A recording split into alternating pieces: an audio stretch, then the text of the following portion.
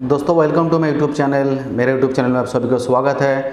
दोस्तों इस वीडियो में हम आपके साथ डिस्कस करेंगे साउथ कोरिया वीज़ा का डॉक्यूमेंट्स के रिगार्डिंग, मतलब साउथ कोरिया टूरिस्ट वीज़ा के लिए कौन कौन सा डॉक्यूमेंट्स चाहिए हैं आपको। आपका वीज़ा एप्लीकेशन फॉर्म के साथ क्या क्या डॉक्यूमेंट्स लगाना ज़रूरी है, उसके रिगार्डिंग ये वीडियो है। तो दोस्तों आप लोग वीडियो को पूरा देखते रहिए, वीडियो को अंत तक देखते रहिए, वीडियो को बिल्कुल स्किप मत करिएगा। अगर आप लोग वीडियो को स्किप करेंगे तो आपको समझ में नहीं आया जो मैसेज आप लोगों को देना चाहता हूं। दोस्तों वीडियो स्टार्ट करने से पहले जो नया व्यूअर्स है मेरे चैनल को जरूर सब्सक्राइब कर लीजिए और पास में जो बेल आइकन उसको दबा दीजिए ताकि मेरे हर एक वीडियो का नोटिफिकेशन आप लोगों तक पहुंच जाए। तो दोस्तों चलिए शुरू करते हैं आज का।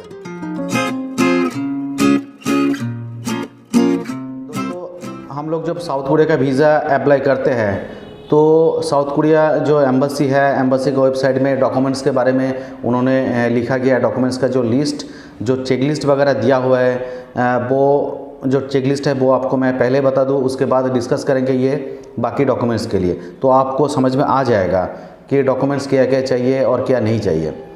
South Korea as per south Korea embassy का वेबसाइट है, उसमें जो लिखा गया है कि south Korea visa tourist visa जो C34 कैटेगरी का टूरिस्ट वीज़ा है, वो टूरिस्ट वीज़ा के लिए आपको जो डॉक्यूमेंट्स चाहिए वो आपका एक पासपोर्ट, ओरिजिनल पासपोर्ट चाहिए, साथ में आपका वीज़ा एप्लीकेशन फॉर्म, साथ में आपको 2 फोटोग्राफ्स चाहिए और उसके साथ आपको चाहिए आपका 1 साल का मतलब करंट ईयर का ITR। अगर आपके पास ITR नहीं है तो आपको देना पड़ेगा लास्ट 6 मंथ का बैंक स्टेटमेंट।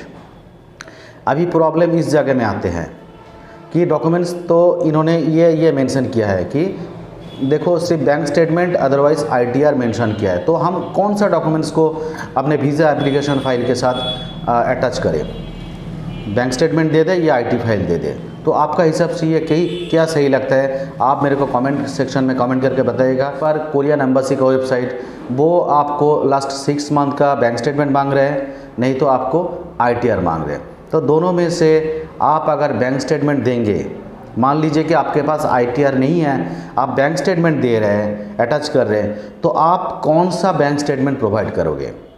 हो सकते हैं आपके पास 2 से 3 बैंक हो सकते हैं 4 बैंक हो सकते हैं आपके पास एक ही बैंक हो।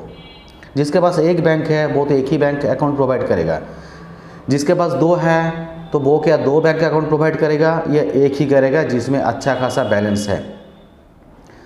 दोस्तों इसमें आपके पास अगर सिर्फ सेविंग्स अकाउंट है और वो आप वीज़ा एप्लीकेशन के साथ अटैच कर रहे हो, तो दोस्तों इसमें आपका वीज़ा आने के चांस मुझे नहीं लगता कि पॉजिटिव है, आपका वीज़ा रिफ्यूज हो सकता है। अगर आप सिर्फ बैंक स्टेटमेंट ही प्रोवाइड कर रहे हो तो आपको देना होगा आपका सेविंग्स अकाउंट, साथ में आपका करंट अकाउंट। अगर आप करंट अकाउंट के साथ सेविंग्स अकाउंट दोनों बैंक अकाउंट अगर आप प्रोवाइड करेंगे तो जो कॉन्सुलेट है, जो एम्बेसडर हैं, उनको आपका प्रोफाइल के बारे में जस्टिफाई करना बहुत इजी हो जाएगा। वो आपको जस्टिफाई कर लेंगे आपका बैंक अकाउंट देखकर, आपका current account and savings account दोनों को जब वो मार्च करेंगे तब वो आपको बहुत ही अच्छी तरह से जस्टिफाई कर पाएंगे और उस टाइम जो रिज़ल्ट आपको मिलेगा वो आपको 100% पॉजिटिव रिज़ल्ट मिलेगा, मतलब आपको वीज़ा कंफर्म आपको मिलेगा ही मिलेगा। क्योंकि एक बिजनेसमैन को करंट अकाउंट होता है, जिसके पास कोई बिजनेस नहीं है उसको करंट अकाउंट नहीं होगा, उसको सिर्फ सेविंग्स अकाउंट ही होगा। और बिजनेसमैन का ITR भी होते हैं। देखो अभी ITR के बारे में बाद में आएंगे, पहले अकाउंट के बारे में बता देते हैं। आपके पास अगर प्रॉपर आप बिजनेसमैन हो या आपका बिजनेस को वेल मेंटेन्ड बिजनेस है तो आपके पास जेन्युइन बैंक स्टेटमेंट होगा, करंट बैंक स्टेटमेंट होगा करंट अकाउंट का, साथ में सेविंग्स भी आपको एक स्टेटमेंट आपको होगा। तो दोस्तों सेविंग्स में कैसे ट्रांजैक्शन होता है और करंट में कैसे ट्रांजैक्शन होता है, इसके रिगार्डिंग मेरा चैनल में बहुत सारा वीडियो है, आप एक बार जाके देख लेना तो आपको करंट अकाउंट और सेविंग्स अकाउंट का फ़र्क आ जाएगा और कैसे बैंक को ट्रांजैक्शन वगैरह मेंटेन करना होता है वो सारा डिटेल्स उस वीडियो में अच्छे तरह से बना हुआ है, तो आप उसको देख लीजिएगा। दोस्तों आपके पास अगर प्रॉपर बैंक स्टेटमेंट है, प्रॉपर ट्रांजैक्शन है, तो आप आपका savings account and current account दोनों आप प्रोवाइड कर दीजिएगा। अगर आपके पास 2 सेविंग्स अकाउंट है तो आप दोनों सेविंग्स अकाउंट ही प्रोवाइड कीजिए। अगर आपके पास 3 सेविंग्स अकाउंट है तो तीनों सेविंग्स अकाउंट ही आप वीज़ा एप्लीकेशन के साथ अटैच कीजिए।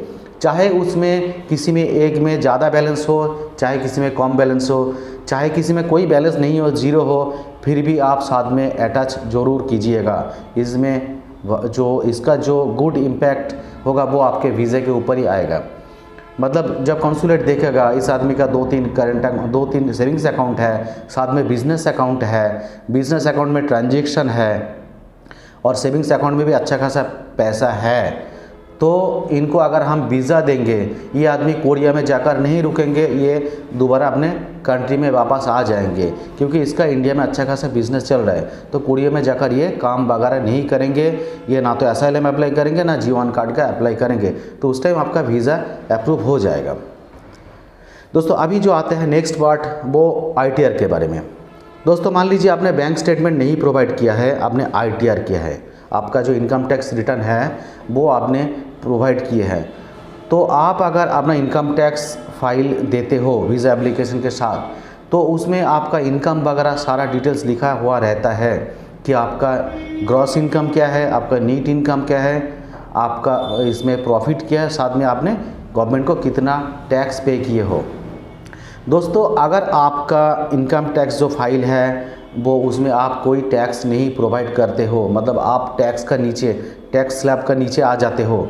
इंडिया का अभी जो टैक्स स्लैब है वो 5 लाख तक पूरा फ्री है, 5 लाख तक आपको एक भी पैसा नहीं लगेगा। 5 लाख के अगर ऊपर जाते हो तो आपको टैक्स मिलेगा, मतलब टैक्स आपको देना पड़ेगा। तो आप जो ITR फाइल सबमिशन कर रहे हो तो कम से कम आपका इसमें टैक्सेबल होना ज़रूरी है। चाहे टैक्स आप कितना भी दो, टैक्स आपको इसमें पे करना ही होगा आपका IT फाइल पे। अगर आपका जेन्युइन IT फाइल होगा, आप जेन्युइन बिजनेसमैन हो, तो देखो लगभग आपको अगर महीने में आपको 50,000 तक तो प्रॉफिट आएगा ही। अगर आप कोई अच्छा खासा बिजनेस करते हो तभी तो आपको कोरिया वीज़ा देगा। आप अगर महीने में 20,000 कमा रहे हो, 20,000 आप कमा रहे हो, 30,000 कमा रहे हो, तो आपको कोरिया वीज़ा बिल्कुल नहीं देगा। आपका इनकम होना चाहिए लगभग 40, 50, 60 के आसपास, तभी आपको कोरियन एम्बेसी वीज़ा प्रोवाइड करेगा, अदरवाइज़ आपको वीज़ा नहीं देगा। तो आपका इनकम अगर 40 to 60 के अंदर है तो वो आप टैक्स स्लैब के अंदर आ जाते हो, मतलब आपको टैक्स लग ही जाएगा। 5 लाख का अगर आपको ऊपर आपका इनकम है, मतलब आपका इनकम हो जाता है लगभग 40,000 के ऊपर। 40,000 के ऊपर इनकम हो गया, मतलब आपको ये जो इस साल जो ITR है जो 5 लाख तक हम लोग टैक्स पे कर रहे हैं वो है नेट इनकम, वो ग्रॉस नहीं है। अगर आपका नेट इनकम है 5 लाख तो ग्रॉस इनकम आपको कम से कम 5.5 या 6 लाख तक हो ही जाएगा। ये आप जिससे फाइल बना रहे हो वो आपको अच्छी तरह से गाइड कर देगा नेट इनकम क्या होता है, ग्रॉस इनकम क्या है। तो अगर आपके पास आपका IT फाइल में आपका नेट इनकम 5 लाख तक है, मतलब 5 लाख 5,000, 5 लाख 10,000, तो आपका जो ग्रॉस इनकम है वो उससे कम से कम ज़्यादा होगा, लगभग 5,50,000 या 6 लाख तक हो जाएगा। तो जो कॉन्सुलेट है वो भी इन चीज़ों को जानते हैं। तो जिसका ITR 5 लाख के ऊपर होगा उनको बड़ी इजीली साउथ कोरिया का वीज़ा मिल जाता है। दोस्तों ऐसे नहीं कि आपने 5 लाख का ITR दे दिया तो आपका अच्छा खासा कोई बैंक स्टेटमेंट दे दिया तो आपको वीज़ा मिलेगा। आपको बाकी कुछ डॉक्यूमेंट्स अगर उनको लगा कि इनको ज़रूरत है तो वो आपके साथ मांग सकते हैं, तो वो डॉक्यूमेंट्स आपको प्रोवाइड करना होगा। दोस्तों इसके साथ जो ज़रूरी है वो साथ में आपका ट्रैवल हिस्ट्री। अगर आपके पास प्रॉपर ट्रैवल हिस्ट्री है, आपने ट्रैवल किए हो, साथ में आपका डॉक्यूमेंट्स है, तो आपको वीज़ा लेने में कोई नहीं रुक सकता। आपको 110%, 200% आपको वीज़ा मिलेगा। आपको ट्रैवल हिस्ट्री चाहिए, साथ में आपको प्रॉपर डॉक्यूमेंट्स चाहिए, तभी आपको 100% वीज़ा मिलेगा। दोस्तों ये सारा चीज़ें डिस्कस करने के लिए मैं आपके लिए वीडियो बनाया। अगर आप लोगों को वीडियो अच्छा लगा तो एक लाइक ज़रूर कीजिए, अच्छा नहीं लगा तो डिसलाइक कीजिए, और दोनों ही केस में मेरे चैनल को ज़रूर सब्सक्राइब कर लीजिए। दोस्तों आज के लिए इतना ही, बाय बाय, थैंक यू।